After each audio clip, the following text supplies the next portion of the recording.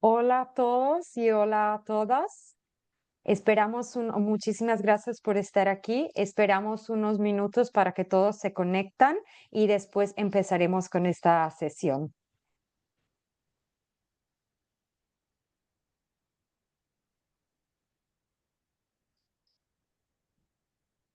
Mientras que todos y todas se conectan, les recuerdo que esta sesión será grabada y será posteriormente subida en el canal de la Cámara de Comercio en YouTube. El canal se llama Cámara Italiana en México para que allá puedan ver esta sesión y todas las demás sesiones de esta edición de Encuentro Creativo y también de las demás ediciones de los años pasados.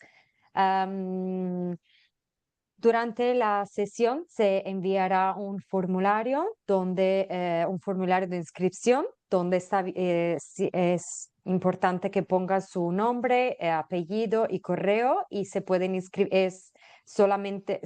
pueden inscribir solamente una vez para que quede guardada su presencia. Am, Además, le quiero contar que Polimoda está lanzando una beca durante este muy importante evento.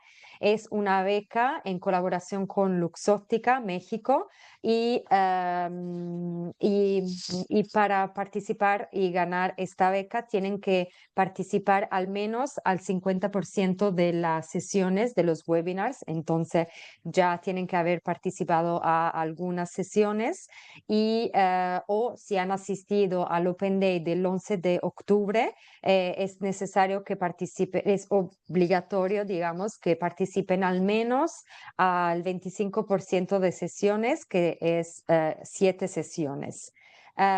Con este porcentaje podrán postularse para la beca y le doy un poquito más de detalles sobre la beca que estamos lanzando con Luxóptica. Es un concurso que consiste en crear un diseño y verlo producido. Además que ver la distribución nacional del packaging especial que van a crear.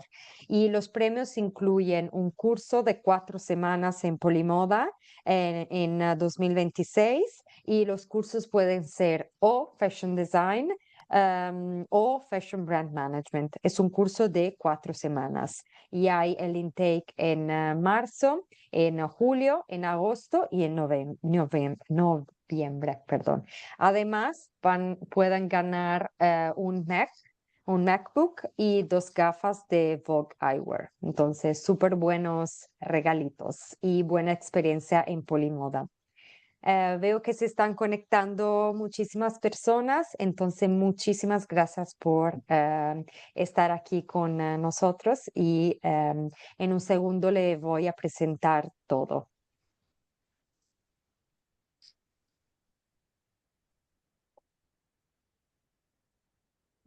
Empezamos, al hecho.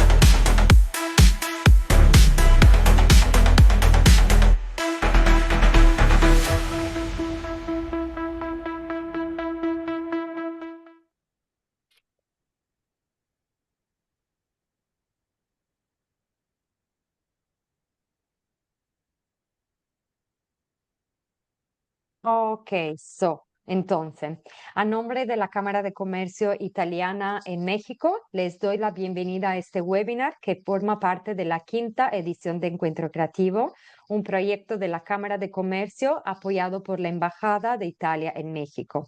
El objetivo de Encuentro Creativo es promover la oferta académica italiana en México, acercando estudiantes y profesionales a las instituciones educativas y oportunidades formativas de Italia. Es un honor hoy dar la bienvenida a este webinar titulado Not Only Costume but Fashion, y tenemos el privilegio de contar con la participación de nuestro profesor Luigi Giannetta. Antes de empezar, les voy a explicar un poquito más de Polimoda para que sepan qué escuela somos y dónde estamos. Polimoda es una de las instituciones educativas más prestigiosas del mundo en el ámbito de la moda. Estamos en Florencia y la escuela ofrece programas académicos que abarcan todas las áreas del sector, como diseño, marketing, business, comunicación y textile design. Polimoda ha sido fundada en 1986, entonces el próximo año ya van 40 años, y se distingue por su enfoque innovador y su conexión en la industria global, proporcionando a los estudiantes una experiencia formativa que combina tradición artesanal italiana con las últimas tendencias y tecnologías en el mercado. Además, antes de pasar la palabra a nuestro ponente Luigi Giannetta, les cuento un poquito quién es, qué hace, y para que ya un poquito lo puedan conocer. Luigi Giannetta es diseñador de moda de alta gama para hombres, mujer y infantil. Desde 1998 ha trabajado con marcas innovadoras como Marina Rafael y Damir Doma, así como marcas históricas como Swarovski, Krizia, Salvatore Ferragamo y Ferrari. Su experiencia abarca alta costura, lujo, pieles, vestidos de novia, diseño de interiores y textiles para automóviles. También es consultor de múltiples líneas en Italia, en Europa Central, en Medio Oriente y China. Entonces, después de esta gran explicación, doy la palabra a Luigi. Entonces, adelante, Luigi. Thank you for the introduction. Good morning. Here in Italy is evening, but I know that it's almost lunchtime there. So thank you for this occasion for me to have this speech with you. I hope it will not be so boring as a university lecture, but just a light conversation about a matter that is something in between fashion, art. So it's something that is like fluid into different fields. And I would love to start, as normally I try to do with my students, we try to know exactly the root from where also the words are coming. I mean, I entitled this speech like not only costume but fashion. Of course, we do presume to talk about costume, costumist, cinema, and whatever is around the seventh art, but not only. I would like to have a global speech in which we can play with words, we can play with understanding exactly from where we are coming also, and probably what is behind what we presume to see every day, like cinema and movies, and how we do use and we have the perception from them. So starting from the world, I mean, we are talking about fashion and costume, but from where etymologically, from where these words are coming, we are fortunate, we are very lucky, because they are coming both through different roots, through a Latin root. So we do speak Latin languages, so we can go back in that. For example, fashion is like an alliteration of a French façon that comes from the Latin word factionis, facere, so make things. And that is interesting because it's less light that we think. So fashion normally is presumed to be something very light, something belonging just to creativity. But the word fashion comes from the idea, the verb of making things, to make things, to make them real. I do find as a projectist that meaning extremely interesting, as well as costume. That as well comes from Latin. Costume comes from consuetudo, that means like habitude. So we have from one side a word that means habitude, so the way in which we do things every day, and the other side, fashion, is making things. So fashion and costumes are something that belongs to us, it's something that are into our environment every day. And I do think that we can play with this idea, starting also based also on the idea of both of these arts are trying to create and to promote an idea of beauty. If you have anyway, I had the occasion to listen Alessandro Michele's speeches. I don't know if you know Alessandro Michele. He was the former creative director of Gucci, and now is the creative director of Valentino. He was able to perform a revolution in fashion in the last 10 years, making the new beauty arriving against the idea of the new vibe of ugliness. So Alessandro Michele normally speaks, and he wrote also a book on that. He speaks about beauty. What is beauty for us? Beauty is something that belongs, of course, to our taste, to our culture, to our provenance. But for sure, we can all agree that beauty is something that we feel. Beauty is not something that we can just describe, something that we feel. But was beauty always like that? We have to think about that because in every period, in every culture, we have a different context of beauty. And we can also arrive here in our common root, going back in the past, because beauty was always expressed by art. And if we go back into the past, arriving like 2,500 years ago, 3,000 years ago, into the Greek society, the ancient Greek was the root of our society, our Western idea of beauty. And for sure, we can tell that antique Greek were in antique population one of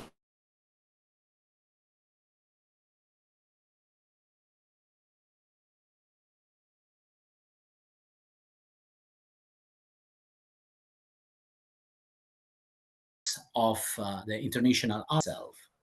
What was art? They expressed the word art was tekne.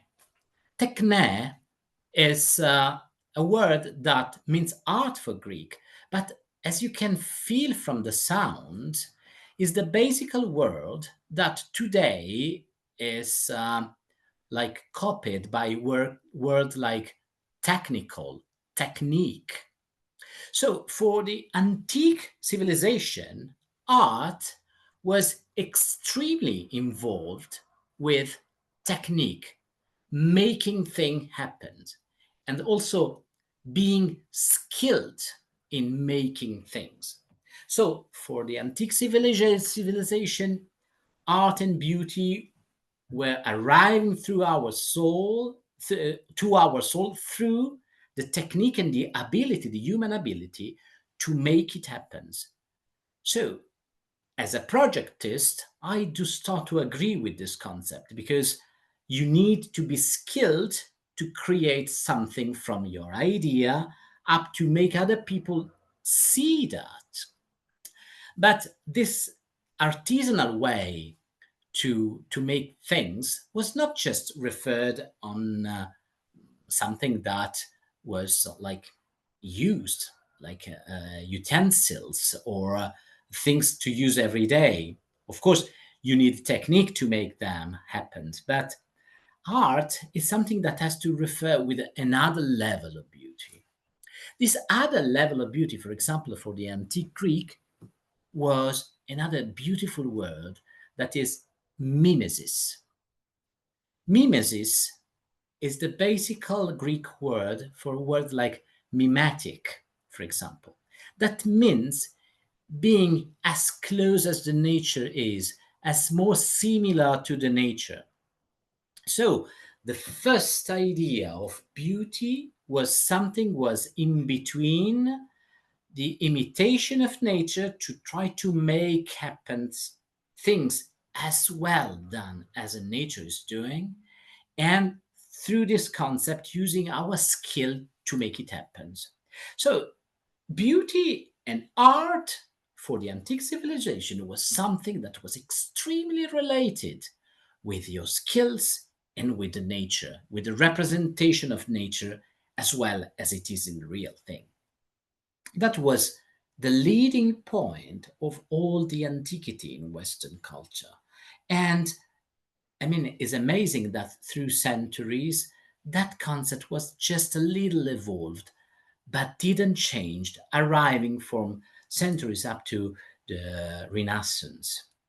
I mean, into that period, we started to not only represent the, the nature as it is, but to try to represent also the psychological way to interact with the art. So we had different meaning attached to paintings, to sculpture, that we had to discover. So there was another interaction into the art, into the beauty. The concept of beauty was evolving from just natural and something that was related with philosophy, with religion sometimes, with other things that are expressed, that are very human. They are not expressed by nature. That was like a little tassel, a little brick added on the idea of making beauty happen.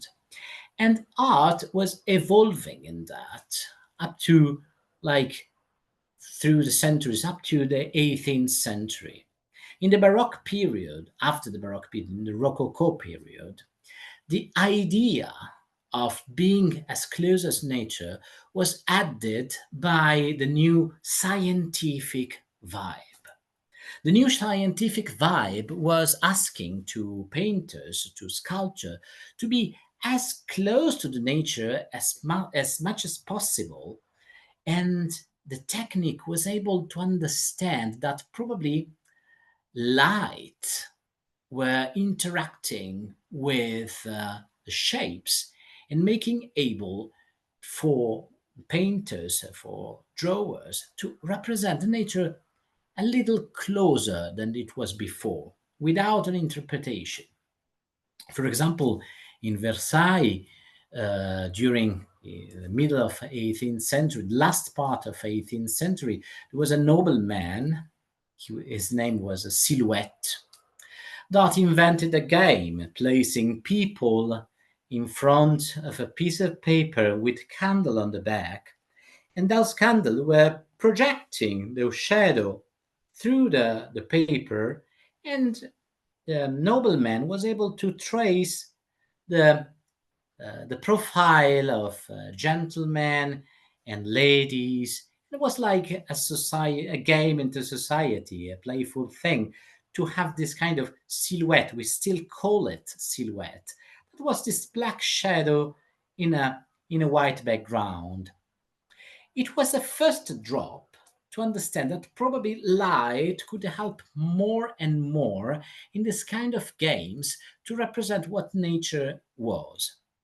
At the end of 18th century, a great technical invention was the obscure camera, the dark room in which there was just a small hole from where the light was able to enter and to bring with it the image of what was outside. So there was a projection of this image outside through this small hole that was arriving reversed on the other side of this dark room, and the painter was able to represent exactly what was outside the landscape. We have many examples like Canaletto, Bellotto. There were great painters, especially in Venice, which light is very, very interesting, that were using this kind of technique to represent finally the landscape exactly as it was.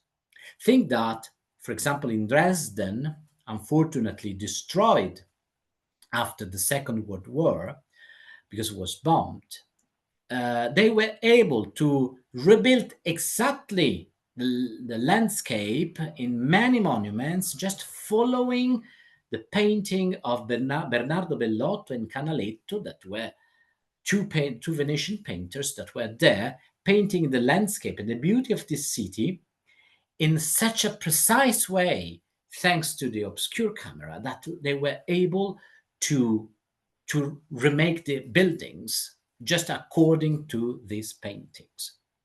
So technique at the end of 18th century started to be very involved into art, as it was in the Greek seed, but in a more evolved way.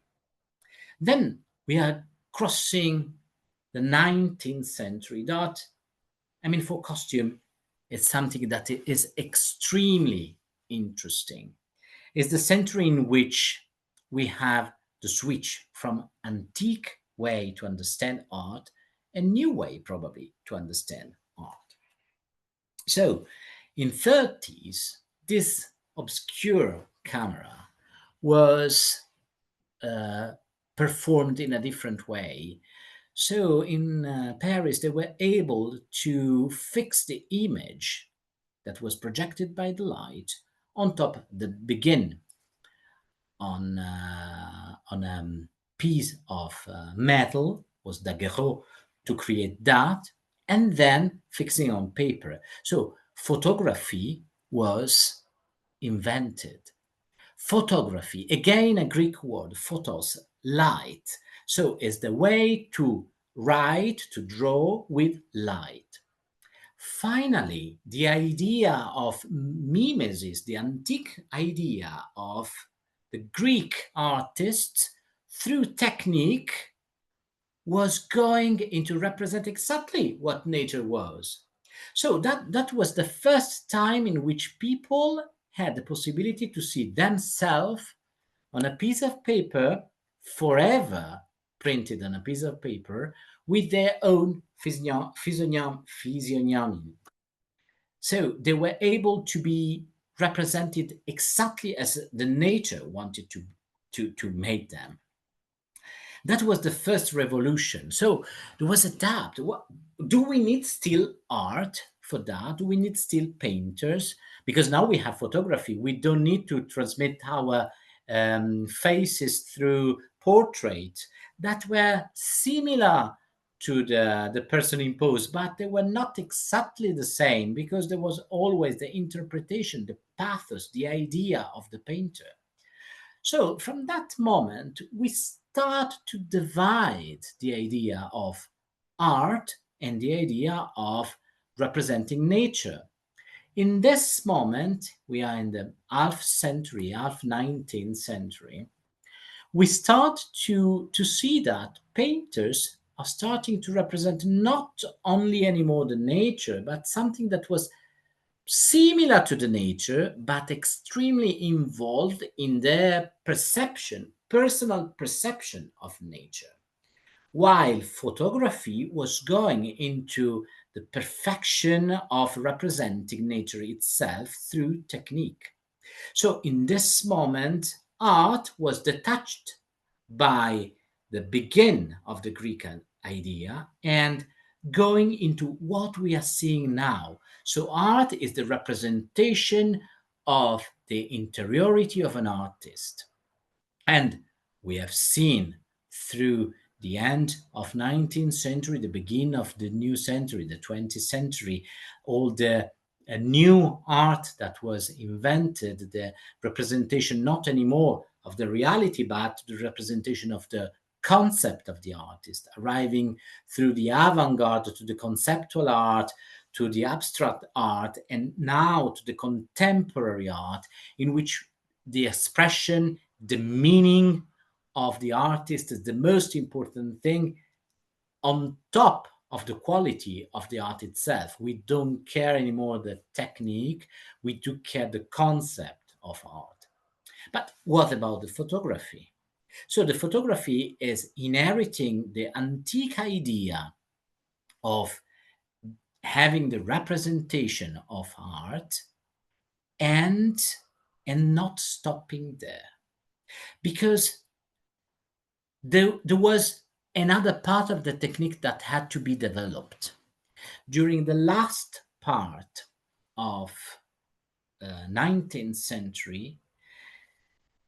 The intent of making the nature visible as it is was not just stopping to the physiognomy of the nature. We don't need just to know how that person is, but the topic was, we need to know how that person behaves.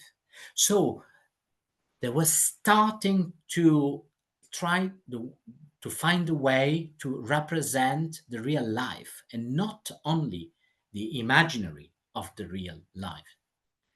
That was a beautiful invention that was done using another beautiful Greek word, cinematic. So the word cinema means something that is going fast. And that was the idea. So the idea was, what happens if we make simultaneously many pictures and we put them online and we start to make them moving as fast as possible, so our eye is starting to understand that this person, this representation, it looks alive because it moves. So our eye imperfection is helping the magic of having the nature being alive. On the 22nd of March, 1895, Lumiere brothers, they were projecting in Paris the first movie. And what was the first movie? It was a very simple thing. I mean, the first idea was just to represent what was the nature around and was the people around. So they were just placing their camera and they was um, uh, making pictures about people going out from work. It's a modern thing.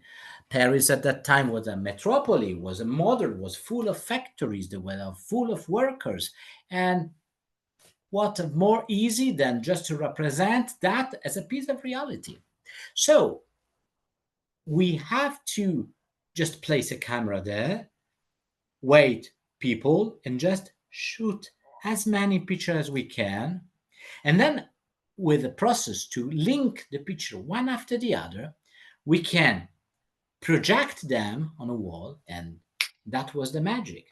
For the first time on a screen, people were just moving and walking and interacting into the three-dimensional world, moving as normal, natural human being. That was the invention. So the new art was arriving exactly in what the old idea of art was going. Cinema was invented. So, and in 1895, we had the possibility finally to arrive to the apex of antique Greek art. We have a technique that represents exactly the nature as it is. So what else? We have done, we have finished. No, there was another invention. Because of course, art is something that cannot be frozen into a concept like that.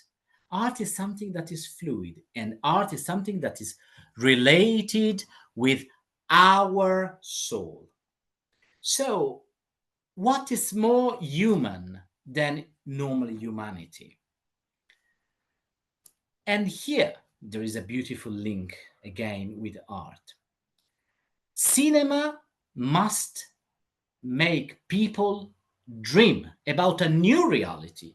We have to build up something that is completely new, is completely outside from nature. We use the skill, we use the nature as a background, but we reinvent the nature. That is absolutely stunning. If we think about movies like there is a beautiful, fantastic short movie, and I'm sure you can find it on the internet, because fortunately nowadays you are skilled enough and you have a fantastic media that is internet, in which you can find whatever you need. You can watch a beautiful short movie that was done in 1902. The French title is Le Voyage dans la Lune, is the trip into the moon, in which you see this kind of people that are intended to study the moon itself, and they arrange a rocket to go into the moon, and they discover some aliens that are living there. It's an amazing, beautiful short story made by Georges Méliès. Georges Méliès was, of course, was not a movie director, because at that time there was not even existing this profession, but was a beautiful inventor. He was an artisan, and he was this fantastic inventor, a poet of cinema. I do think that already, if I describe you a picture of this movie in which there is a moon with a rocket in the eye, probably you have even seen it, because it is a topic of cinema. So was invented something completely different, was invented something that was not real, was a new invention in which people can recognize, I don't know, aliens and human being in a different period. And that was something that was working in a different way, going through art into directly into the possibility of a human being to recognize themselves and to be involved into the story.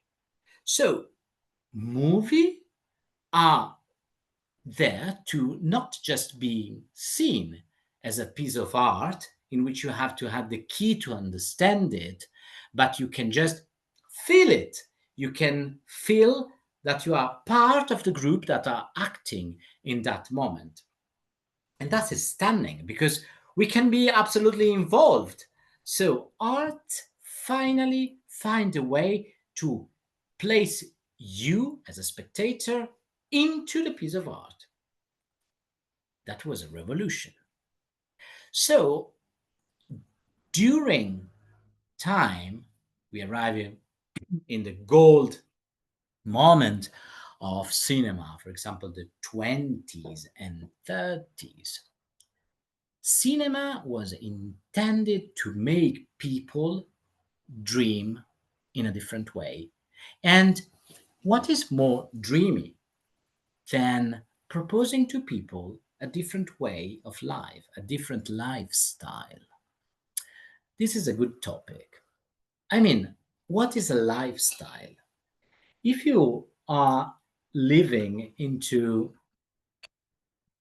the beginning of the century 20s, maybe, I don't know, in the Great Depression in US, what's better than to dream to have a better life?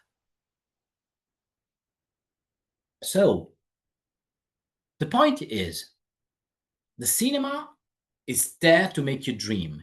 And we don't want to make you just dream about the planet or the story or mythology or something that doesn't belong to you, but we have to make you dream about the possibility that you can live a real life that is different than life that you are living actually.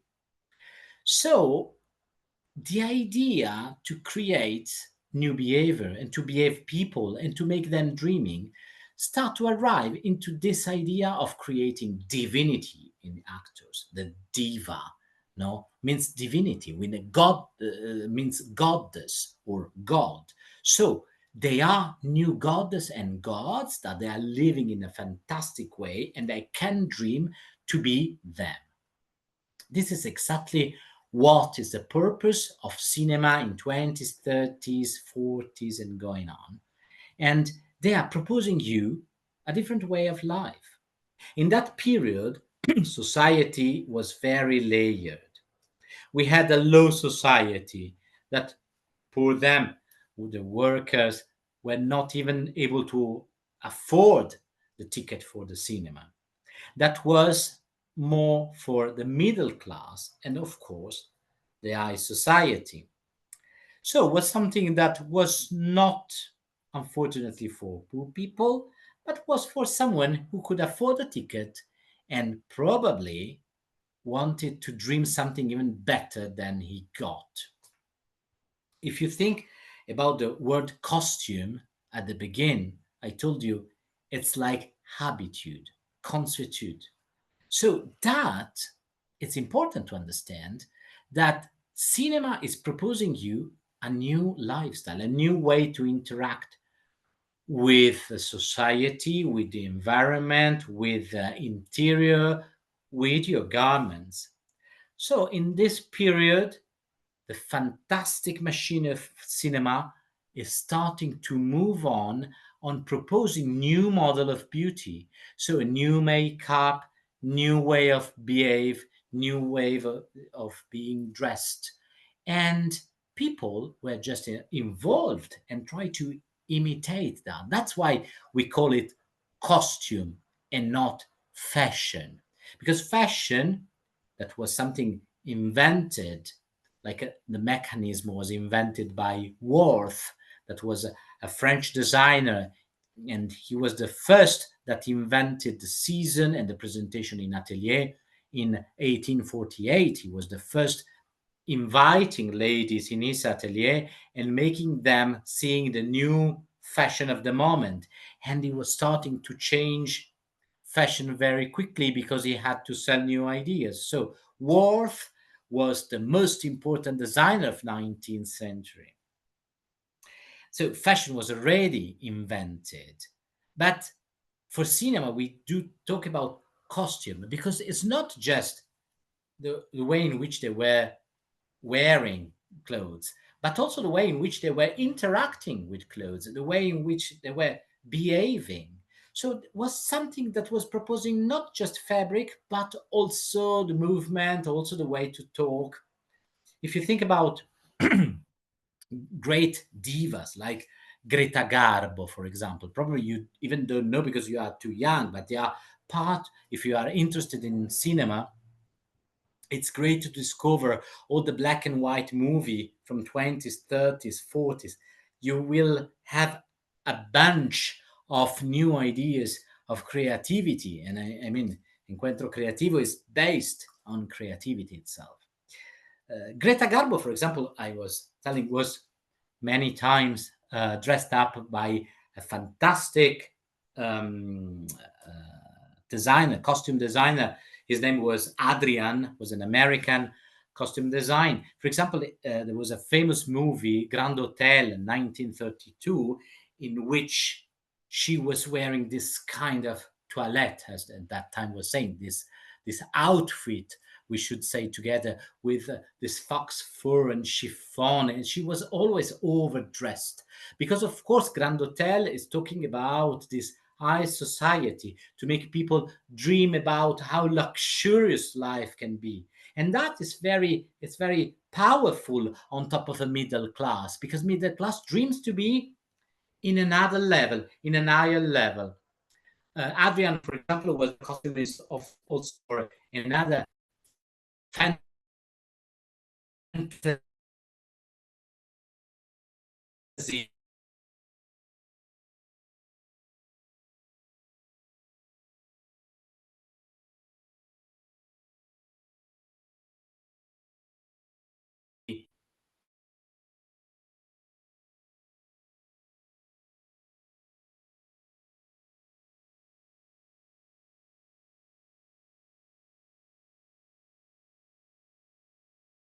movie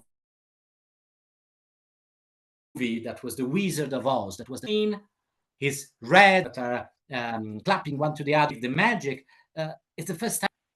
But coming back, for example, was Travis Benton, for example, Dietrich, another enormous. My favorite movie is Desire. I Want It. You know?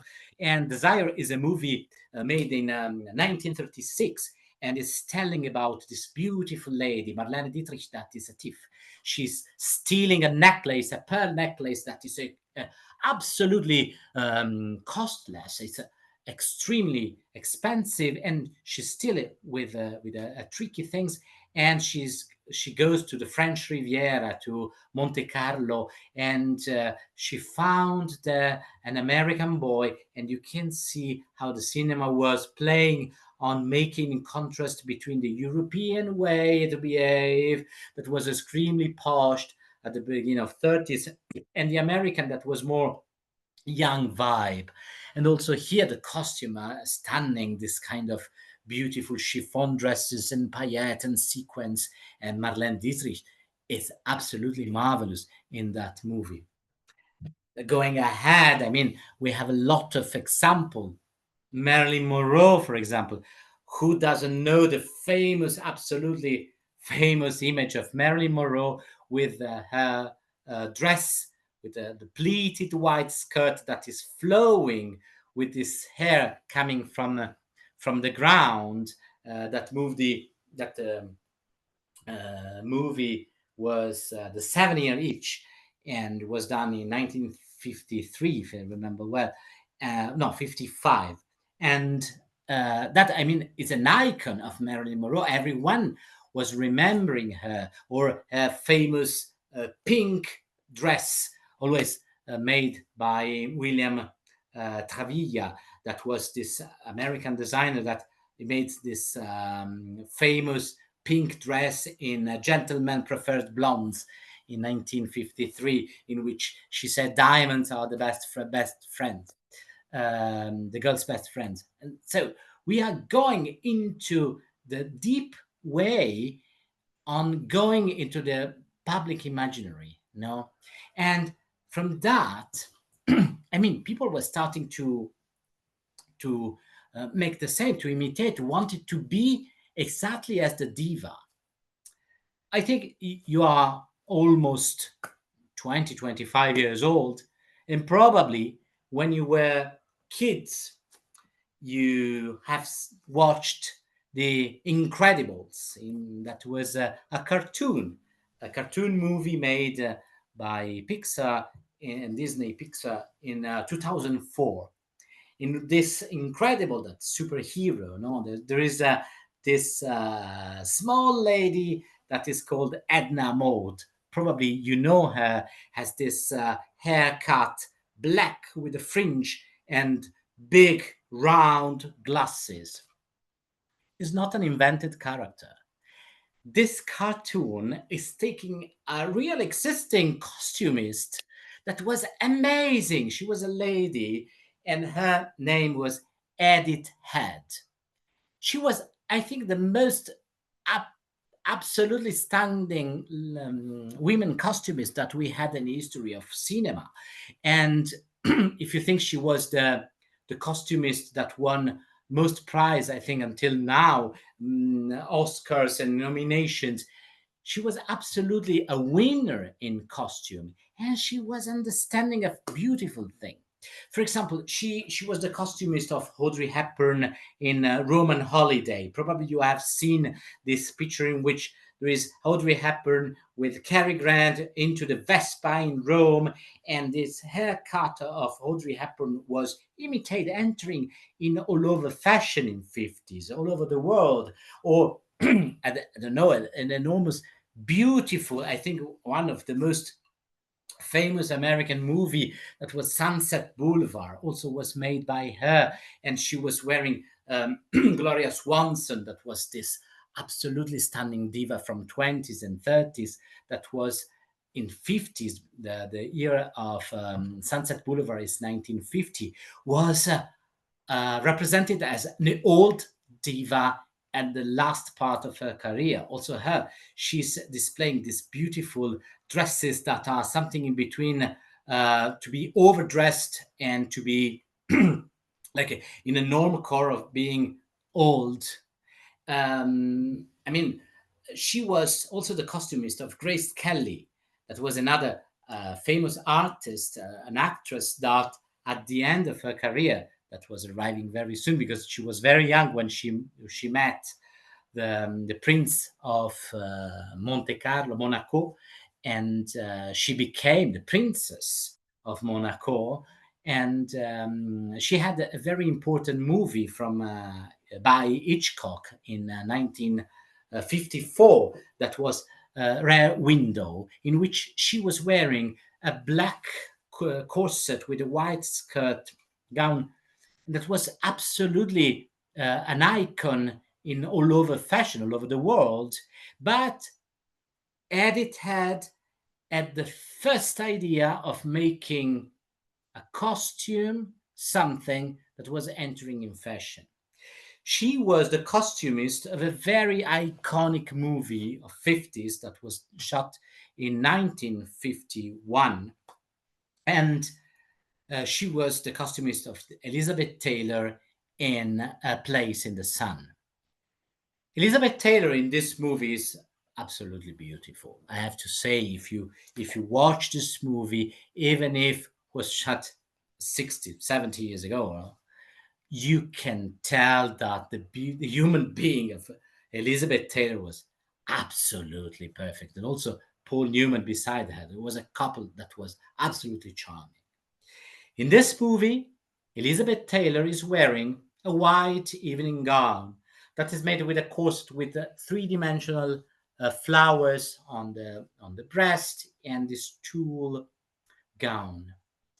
Edith had made the copy of this costume that was shot for a movie. She made a copy for a shopping mall in US, and they sold 40,000 copy of this costume.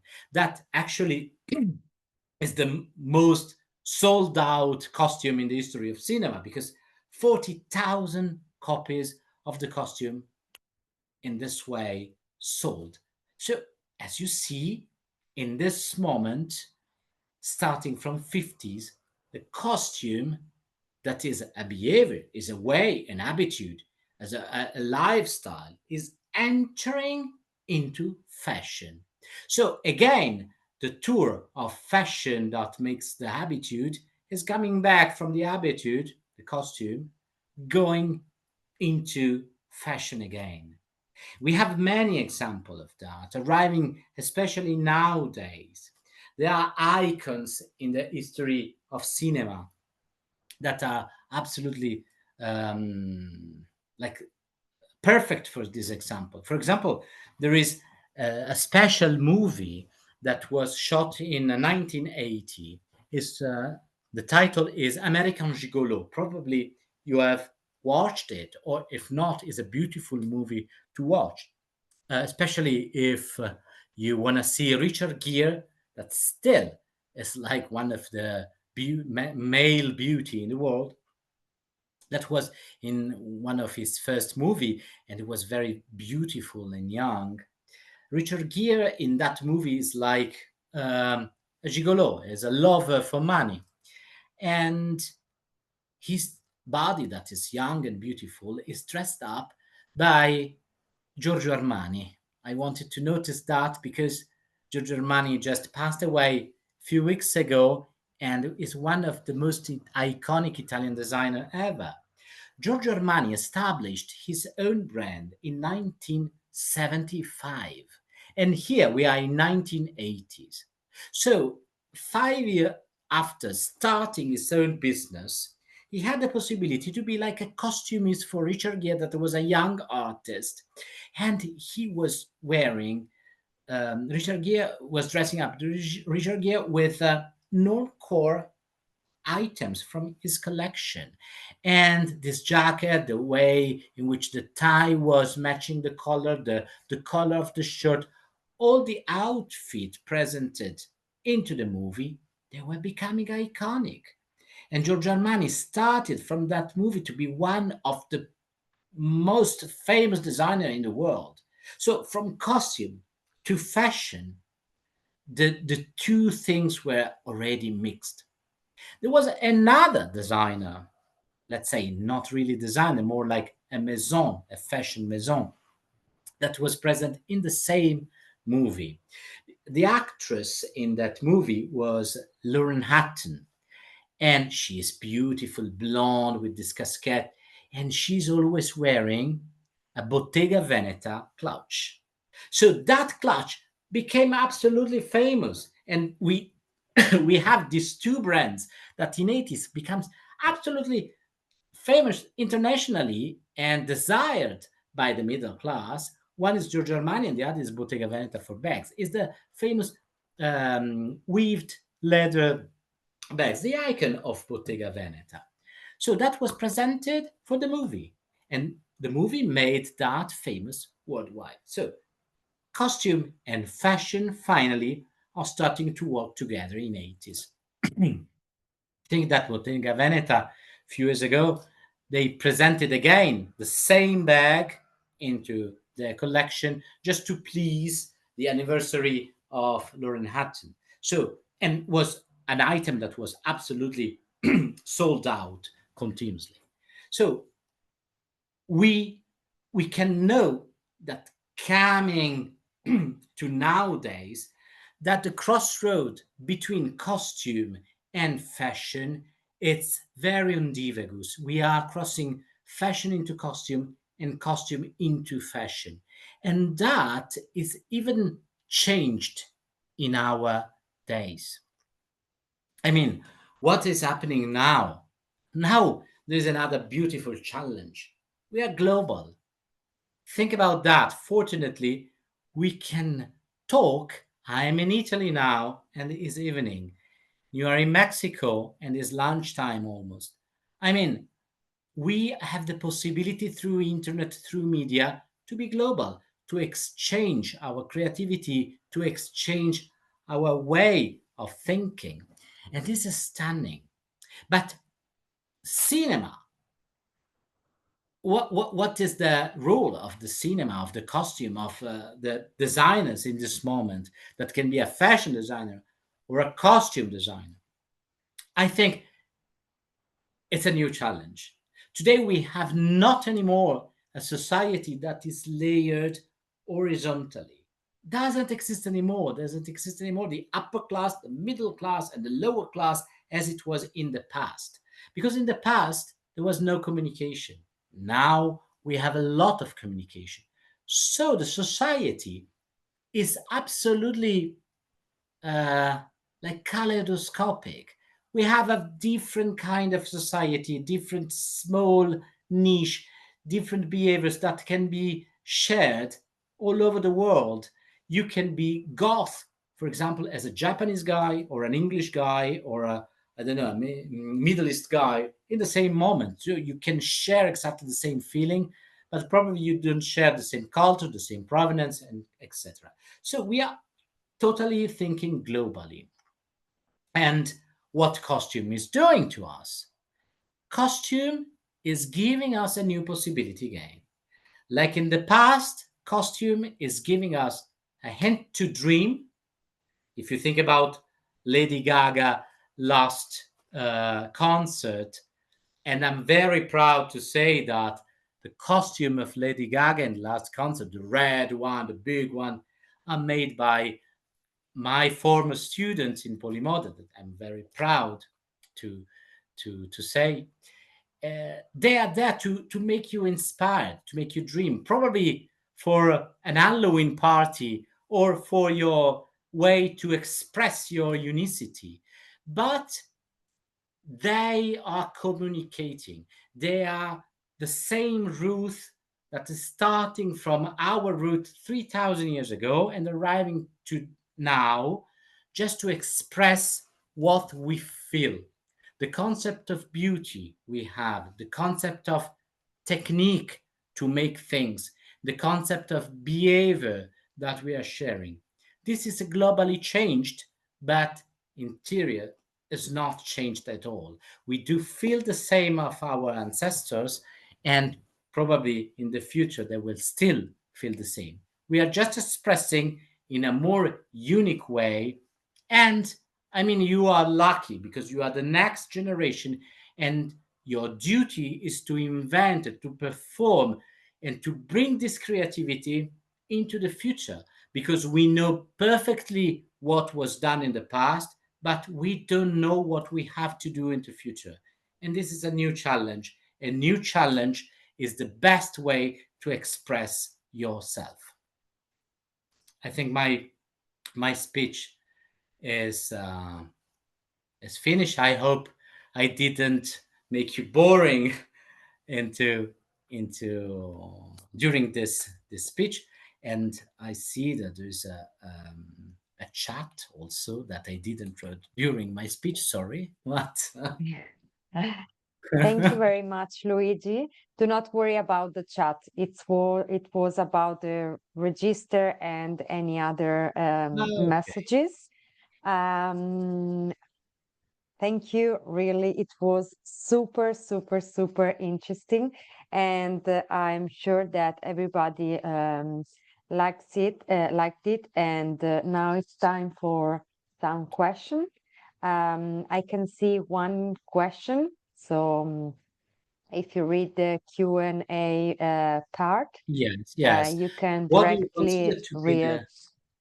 the turning point where fashion became cultural language? Uh, as I told you, we can talk about fashion as we know today just from the 19th century. 1948 was the starting point of what fashion is considered fashion now. Before, we do call it costume because was changing in a very, very slow way and was a representation of behavior. If you think during the 18th century, for example, these marvelous gowns that were enormous, that were heavy and worn with a very tight corset and with wigs on top. Think how that costume or fashion of the moment was interacting with the behavior of the lady that was wearing it. This is absolutely important. And you have to consider that that is not just focused in the past, but also today is present. I don't know, probably many girls into this audience had the experience to wear high heels. When you're wearing a pair of high heels, it's impossible to walk normally. You have to walk in a proper way. Otherwise, or you fold your knee, or you fall on the ground, or you look like a monkey. So if you don't follow the rules of high heels in the way in which your posture has to behave, interacting with the fashion of high heels, the magic doesn't happen. So fashion is always interacting with the human behavior. That's why we do call the antique fashion costume, just to separate from the new modern way to understand fashion as an item that has to change season by season. I don't know if I answered to this question. I hope yes.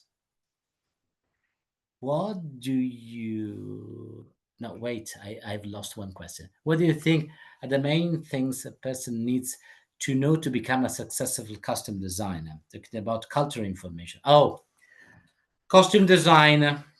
It's a very, very, very heterogeneous matter. I mean, we have to talk about quality first. We have thousands of movies, thousand. Everyone is allowed to make a new movie today. We have to understand that there are movies that are made with very high quality. That doesn't mean high budget; it's just quality. And movies that have very low quality. Sometimes today we can recognize that costumists has no budget and they have just to go shopping to make the costume happens. But the first thing I want to say to answer you is a deep knowledge of antique costumes and art history. Art history is absolutely important, especially if you want to build up a costume for a past period. I have seen thousand times terrible mistakes in that. There is a beautiful movie, 1986, La Liaison Dangereuse, Dangerous Relationship, with Glenn Close and I don't remember the name of the actor. Sorry, in this moment. That is stunning. I mean, the costumist is absolutely recreating the perfect 18th century costume, absolutely perfect, as Pierino Tosi, for example, was doing for Luchino Visconti for all his movies. But, for example, there is a little mistake in this dangerous relation, because all the costumes are perfectly 1750s, but in one part of the movie, the protagonists say, "Oh, the century is going to finish." So it's placing in the late 18th century the story that it is written in the late century. But that, just for people who knows the fashion, is a terrible mistake, even if the costume are really stunning. Piero Tosi was a costumist that was absolutely perfect in all reconstruction. You cannot define the difference between an antique costume and a Piero Tosi costume, because he was using the same technique and the same material. Think that in movies of Luchino Visconti, like the Leopard, even into the furniture, all the costume that you don't see, because no one is opening the furniture, the wardrobes, but the wardrobes are full of costumes that are made exactly as the 1850s fashion was telling for a southern princess. This is like a maniac way to do it. So I have to say, culture about what it was, the art history and the costume history is compulsory for a costumist. And then being being hungry about everyday fashion, because you never know which kind of movie you have to design. What tips do you give to someone who is launching their own jewelry brand? Oh, jewelry! I love your presentation. Thank you. Oh, thank you for your compliment. So, for a jewelry brand, whatever brand today needs to be communicated. So, if you are launching with a low budget, please, today we have a lot of tools. You have also AI to use to make your jewelry being known by people. So try to invent a new way, a curious way to promote it, because whatever is your design, if you're doing accessory, jewelry, fashion, you want to promote it, now you have to be you have to create a curiosity. So social are for free almost, and you can attract people on your website, on your specific creature through it. So I just suggest you to be just creative, and that will promote itself, your brand. My question is, how do you think that it will impact costume design? Oh, yeah, I'm already answering to the question. I mean, AI is a tool. We don't have to be led by tool. If you have your telephone, I mean, everyone has a telephone. I was born in a period in which this telephone was not existing. We had to invent, we had to know, we had to have a deep knowledge. I do suggest to have a deep knowledge too in this period, but you have an extra tool. Instead of uh, playing just with your own brain, you can ask to to for a quick resolution of a problem. Probably you will not have the resolution from AI, but you will have an extra tool or some suggestion that will make your creativity in your brain going ahead in that. Oh, what is my what would you say the most important part of my creative process? My creative process, I have a lot of creative process and it's my job, so I don't have time. Unfortunately, what is needed sometimes is more time. That's why AI can help in this sense. But for me, the most important thing is my personal knowledge. In my house, now we are in my house, but you cannot see behind my shoulders. I have almost 3,000 books, and I have the big chance to be in Polimoda.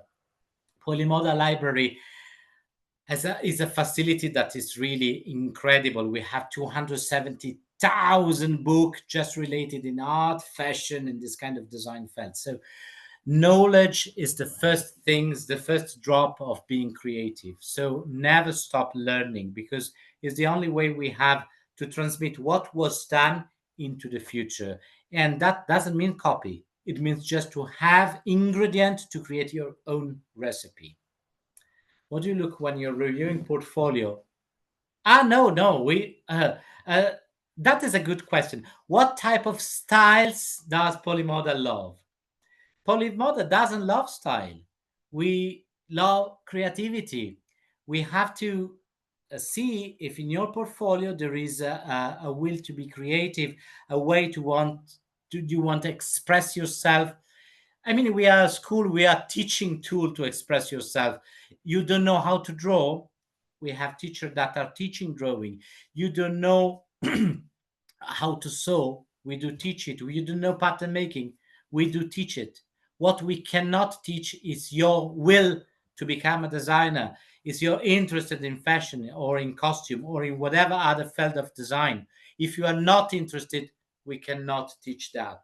But if you are deeply interested in that, you are the person that can absolutely achieve to be in our student. Because I'm the teacher of the last year of fashion design, and I'm the teacher of the costume design course. What I need from a student is creativity. We do talk, we do share ideas, and we make it happen. If on the other side there is someone that is just waiting drops from the teacher, this is not a good student.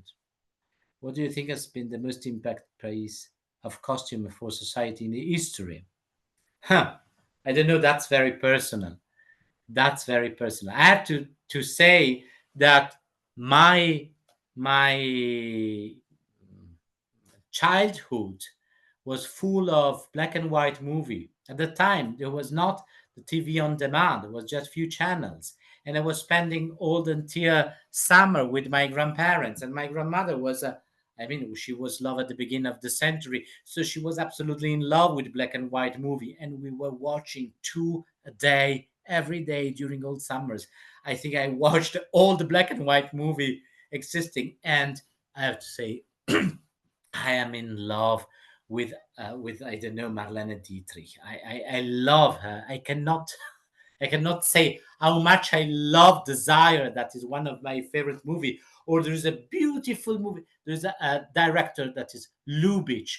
It's a German director that went to US during the Nazi period, and he is stunning. There's a a beautiful movie. It's called 1 Hour with You, 1932, with Janet McDonald, that is the protagonist. I love that movie. Even the shadows. When a curtain is moving and you see the shadow of flowers is beautiful. So beauty is spread all over that, and that is my personal taste. So people can tell you, I don't know, Madonna in Dolce Gabbana for Evita, or I don't know, the last movie with Lady Gaga and the Gucci family. I don't know. That's very personal. I do have a favorite costume designer. Yes, I do. You want to know it? Better not. If you can become students, probably you can copy it. Thank you for such a great class. Oh, thank you very much. They're very excited. How can a designer start in the world of costume design? Accidentally, also sometimes happened. For me, the entrance was because I started as a fashion designer, and I had occasion, like, just casually to design costume for an opera, and at that time was La Bohème, the Giacomo Puccini was the first time I was starting and I was trying, and I'm a meloman. I love opera. I don't love Puccini, I have to say, but I mean, was fantastic. Was a fantastic experience, and that I started to be interested in that. So sometimes it happens. Do you think difficult to make a great design like big brands? How do you? No, I mean, design is something that belongs to art. We don't need to think that it's difficult to be a designer. If you know how to express yourself, design is just today. What design means? It's very simple. If you go into the dictionary, you do find that design means a very simple thing, and it's very related with the word, the Greek word techne. It means to apply an aesthetic concept on the object functionality. So it's very technical. Design is a technical thing. The art we are putting into inventing design, that is the extra. How to become famous? Tell me, I don't know. I'm working for many famous brands, and the last, for example, I'm making jewelry for a very fashion, high-end Indian brand. They are famous, but there are many ingredients. I mean, also to be lucky is an ingredient of that. Let's hope. One thing for sure is a job. I do live with my job. I do create, and the best thing that happened to me is my daughter that is answering when people are asking, "What's your father job?" She's just answering, "He's able to make beautiful things." That is my best achievement, I do think. Improve and clear that loves his profession. Yeah, I love my profession. I have to say, I was fighting for that. My parents wanted me a lawyer. I'm not a lawyer. I was fighting. I was taking my will. I was fighting against even my family and my parents. I decided to do it. I was working also to pay my tuition, but I got it. And I'm the happiest man in the world. I'm a former student of Polimoda. I entered there as a student in 1994. So think that of the 40 years almost of Polimoda, I knew many of them. And it's like 25 years I'm teaching there. Oh, I love my school, I have to say. And I was fighting to be a designer. If you do believe that you can do it, you can do it. So do it.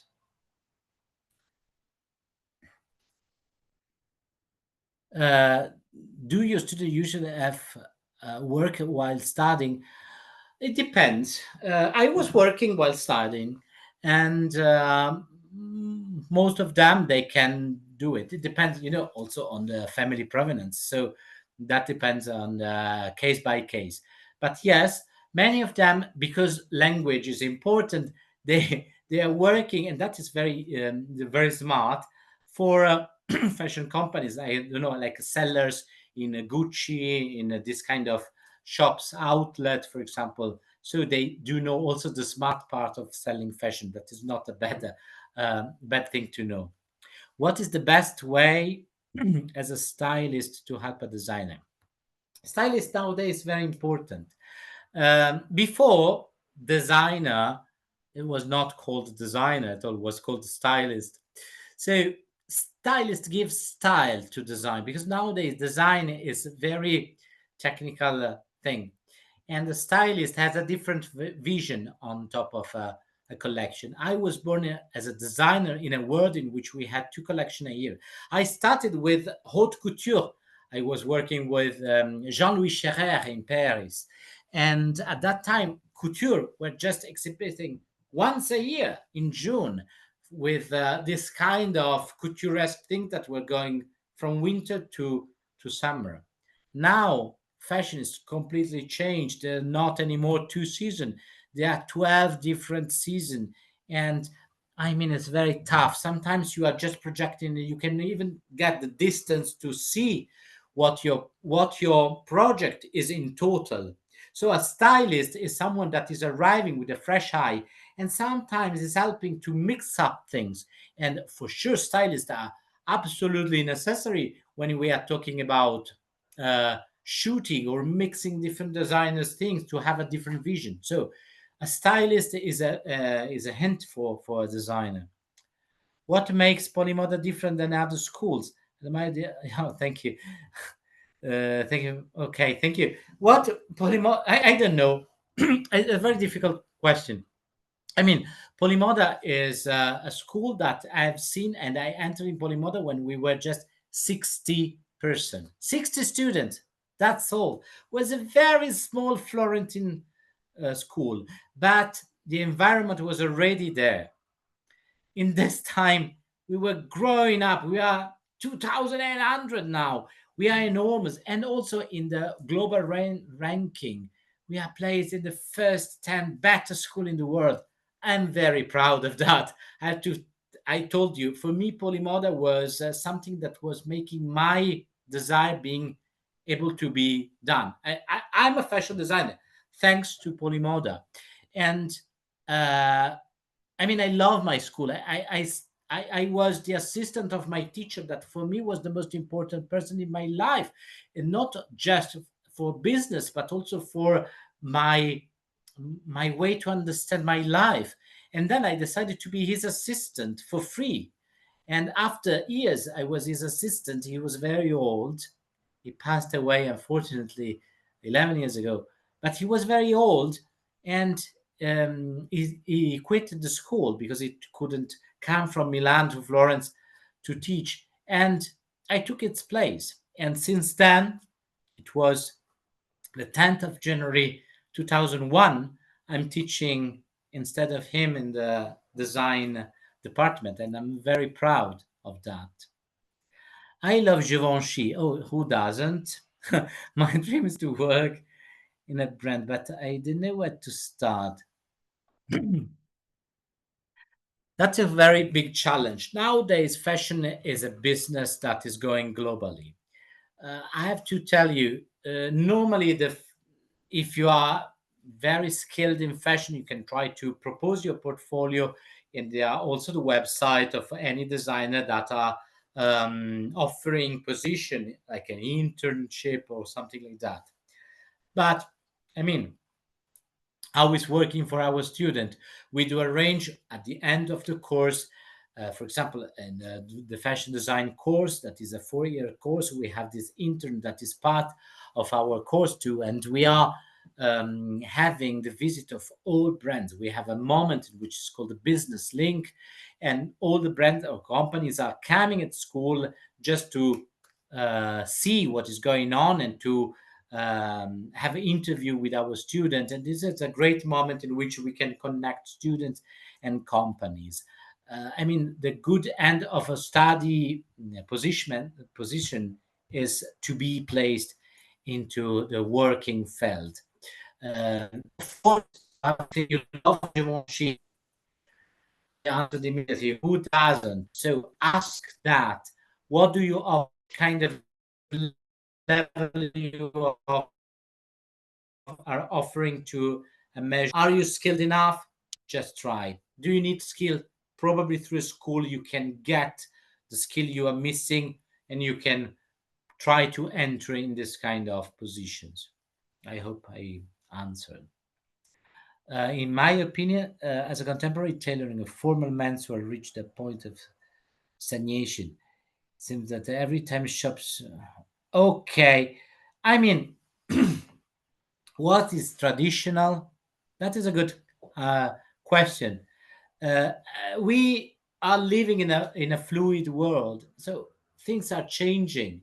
Tradition is beautiful. Look at me. I'm wearing a tie. I'm wearing a jacket. I have even the pochette that is recalling the same color of the jacket here. I mean, I'm classical. I'm traditional, but tradition are evolving. Uh, Fabrics, new fabrics, shapes, new shapes. Even tradition is changing. We are not dressing anymore, probably unfortunately, like in the 18th century. Probably fortunately, I do feel quite ridiculous with a big wig on my head.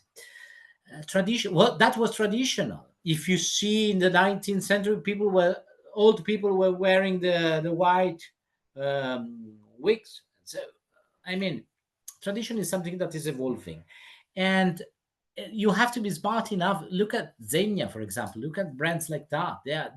They are proposing new tradition in a more interesting way to be worn by younger, because if you don't have a young generation, you will not have fashion in few years. How is life in Florence? I mean, Florence is a town. In the Middle Age, it was one of the biggest city in the world, but still is in the same dimension. So now it's a small town. It's a beautiful place in which we have almost 300,000 people living, locals, and 27 million tourists a year. So, I mean, it's a Ciudad del Mexico that is arriving in Florence every year. You are full of tourists. The surround. I mean, it's very calm. It's very easy to live there, and the weather is beautiful. And I mean, there are many facilities. The school represent like the 1% of people inside. We have 2,800, around 280,000 people. So it's like a percentage of the locals. I love Florence. I was living in Milan. I was living in Paris for job. I'm traveling a lot, but I mean, I always come back home. So I love my city. I cannot tell something better about that. Where can we find internship in brands in Europe? On their website. If you check the website of whatever brand, they have the application for the open position. Master, thank you. Welcome. I love that. That emoticon. Do I need to know how to sew and pattern making to be costume designer? Yes, I'm a projectist. I do draw for my job, but I know perfectly and super skilled in fabric manipulation, embroidery, how to use the machine. If I want to tell you how to do something, I can take the machine and make it happen.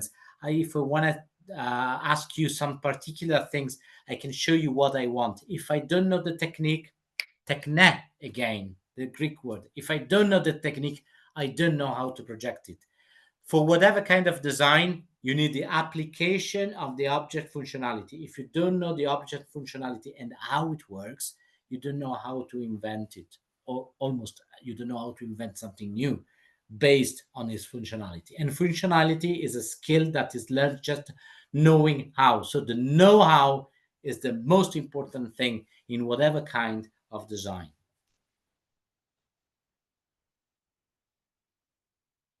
Okay, so thank you very much, Luigi. You reply amazing to all the question. Really, really thank you again. And now I will speak in Spanish, so I will do the conclusion. Muchísimas gracias a todos por haber participado en esta sesión. Estoy más que segura que le ha encantado. Les esperamos en Florencia para escuchar más a Luigi, que es uno de nuestros grandes maestros y como una columna de, you are a column of Polimoda. Yeah. Y, Almost, yes, you I'm one are. of the oldest teachers there. Entonces, les esperamos en Florencia. Les quiero, aprovecho para esta sesión y para, ya que estamos hablando todos, les invito a participar en nuestro Open Day el 14 de noviembre. Va a ser online o en manera presencial. Si quieren venir a Florencia para que puedan disfrutar de nuestra comida, ver la escuela y visitar la ciudad, les esperamos. Si no, les esperamos también online para que puedan conocer sobre todos los cursos. Les invito otra vez a visitar la página de Encuentro Creativo para ver las becas que estamos ofreciendo. Y de verdad, muchísimas gracias por esta sesión, que es la última sesión de Polimoda. Y nada, en nombre de la Cámara de Comercio Italiana en México, quiero también expresar mi gratitud para su presencia en esta sesión y extiendo también los agradecimientos a todas las marcas italianas que apoyaron a este gran evento, entre ellas Elixir Luxottica, Lavazza, Fiat y otras más. Muchísimas gracias. Thank you very much again, Luigi, and nos Thank vemos you. en Florencia. Bye. Ciao. Ciao.